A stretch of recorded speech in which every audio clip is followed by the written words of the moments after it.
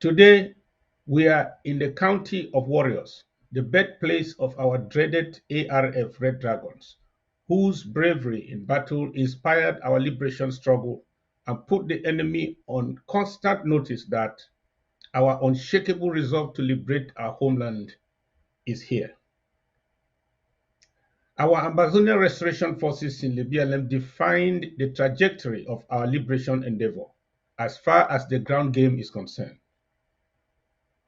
The enemy forces met the wrath of the no-nonsense FM, the only one whose ingenious military innovations helped to dissolve the myth of the enemy's invisibility in this great county, forcing colonial administrators to self-deport from Lebialem.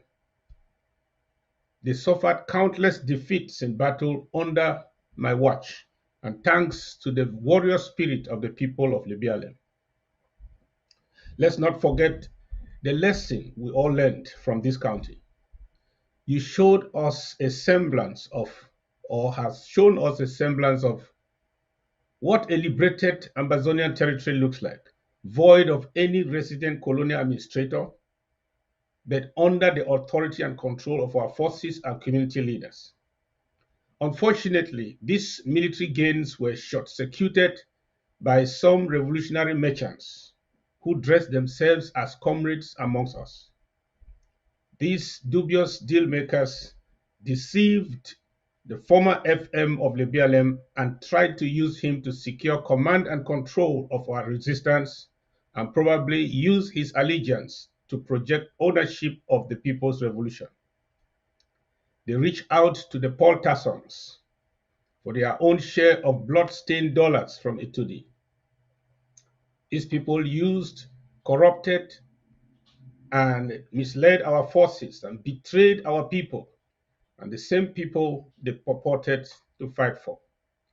These La République du Cameroon CPDM regime henchmen and apologists infiltrated our ranks and shook the core of our resistance in Lebialem. They told gross lies to the sons and daughters of this great county, some of whom decided to jump ship in the middle of this ocean and float on imaginary balloons to nowhere. Despite the heavy disruptions by the coup plotters in this county, I can tell you today that Lebialem picked up the pieces, and we have bounced back thanks to the dynamic leadership we have here. And let me use this opportunity to thank and encourage the visionary leadership of Lebialem County Chair in the person of Mr. Valerie, for fearlessly sticking with the truth and our genuine Ambazonia structures. We have rebuilt Lebialem, or we are doing so, and we have done so in record time. Those who try to use the tribe as a trump card to derail the people of this great county or divide the struggle in Lebialem should be ashamed of themselves. I must take the blame for any ensuing deaths and massacres of our vulnerable people in the villages of Lebialem we would have defended. Those who are killing us don't care about our tribes. Why should the victims worry about the tribes of anyone or the tribe of anyone doing his best to defend him? History will shame those who engineered such counter-revolutionary maneuvers that destabilize or almost destabilize our dreaded Red Dragons of Lebialem. But above all, when all is done, history will remember and forever remember you who stood on the side of truth and stemmed the tides of the spoilers as the true architects of our nation.